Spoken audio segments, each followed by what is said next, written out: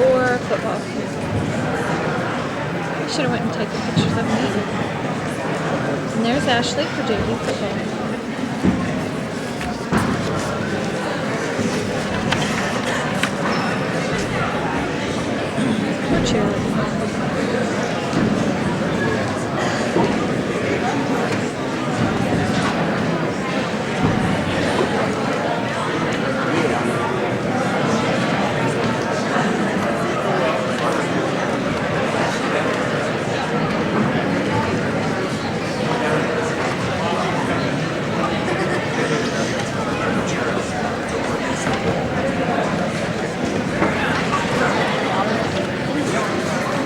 To the girls, I am so proud of this group of girls that I have this year.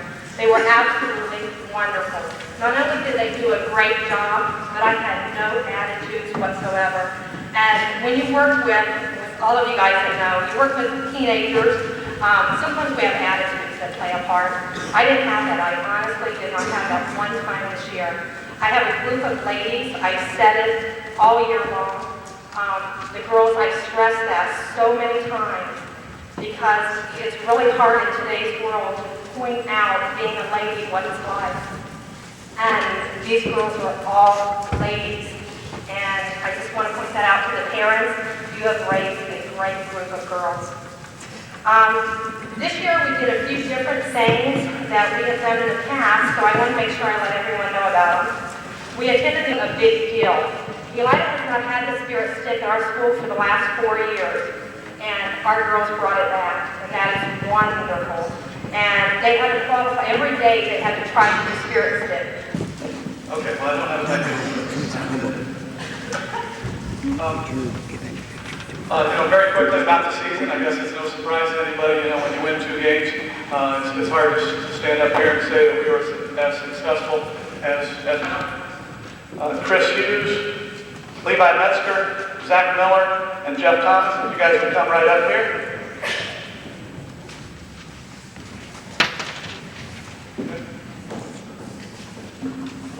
One of the things that we think that winners do is to, like I say, be where you're supposed to be and be there on time. I think that you all know that we expect people to be at least 85% of the workouts and or make some of their weight goals and able to get a uniform. So everybody in this room has done at least that, and we have a lot to high grades. So if we could, we had a team of right at 50 players. The guys that you see in front of you right now all made the honor roll. We had 23 players make the honor roll. That's a little bit over 40% of our team is able to do the things that we ask of them on the field and still at the same time put you guys in the hot spot next.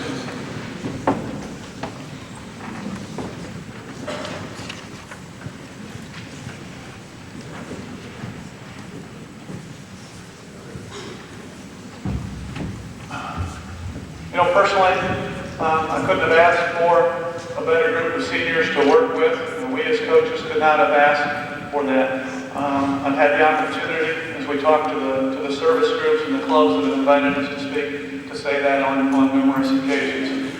We said that going into the season, and I say that coming out. In my eyes, this is just an outstanding group of young men. We knew going into the season, we knew last December that we had some work that we were going to have to get done if we were going to be competitive there. We knew that we were going to ask these guys to do an awful lot. We told you as parents that we were going to. We talked with each one of these guys individually. And I guess those guys knew that going in. They knew that they were going to have to step up and not only do the work, but they were going to have to be leaders along the way.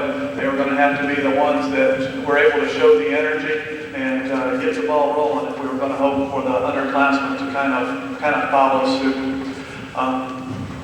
This group never wavered. They never flinched. They jumped in and they got things going. At the beginning of this year, we were stronger than we were a year ago. Almost man for man. We told you going in. We knew that we were a little bigger, we were a little faster, we were a little bit stronger. Was it going to be enough? We were going to have to wait and see. We were close on a number of occasions, as you folks that were at the game well know. But whatever the record, these young guys gave it a great effort. It's been a lot of fun watching them grow since they were sophomores, and a lot of these guys were thin as sophomores. I said a lot, not all of it, but it's been fun kind of watching these guys get to grow and improve kind of week by week, and a lot of that's just been just sheer effort and determination on their part. Okay, seniors here. First, I want to go to Brian Moses.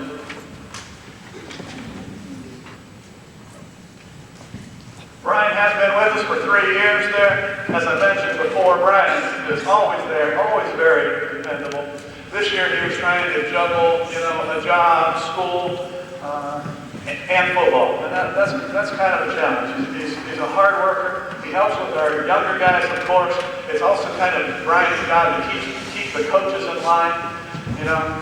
Brian does that. Brian keeps me straight. He's kind of the one that always has my keys. And I think that's good because I always lose my keys. Everybody that knows me understands that it's good for somebody else to have my keys. Brian does that, and he's done a great job. We'll certainly miss him as he goes.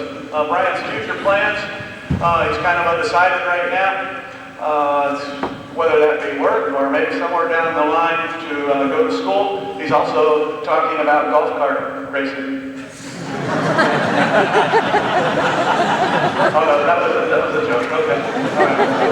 But we will miss Brian a lot. Thanks, Brian.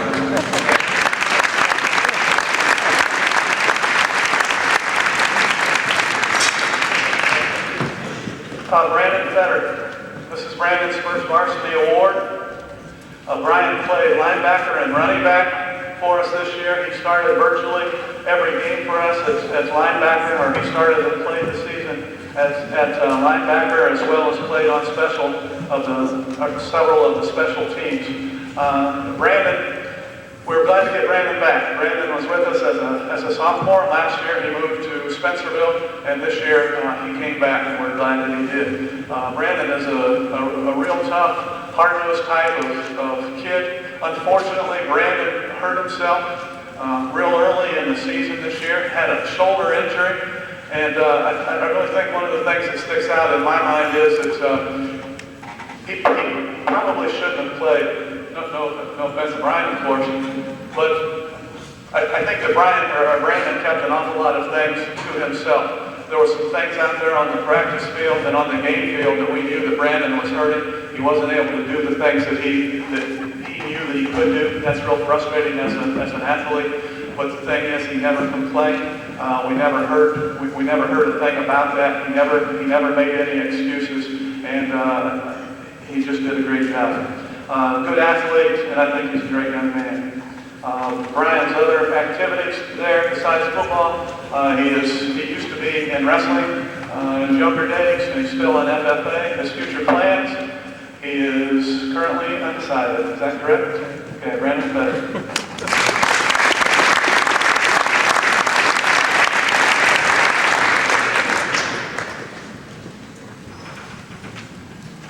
Aaron Griffin.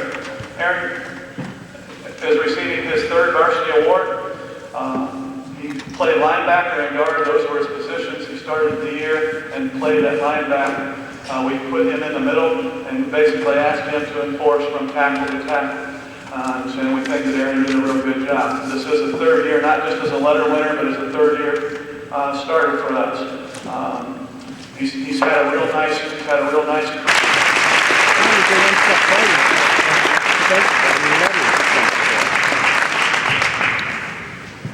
Okay. There's one special award that's not on the program there that I kind of want to bring out.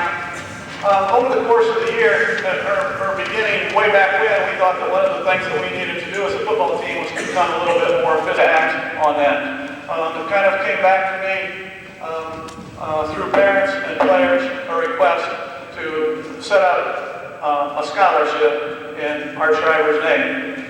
Okay, Art as I have mentioned, has been an institution at Elida football for a long time. Some of you may or may not know, but Art is a member of the Ohio High School Football Coaches Hall of Fame. His record was outstanding as a coach. Since then, he has gone on to give countless hours to the boys, all the things that he has done. I know a lot of those things Art really wouldn't want me to share because that's the type of guy that he is. But I guess at this point, we are trying to establish a scholarship, the Art Schreiber Scholarship in his name. Again, the boys bring this up.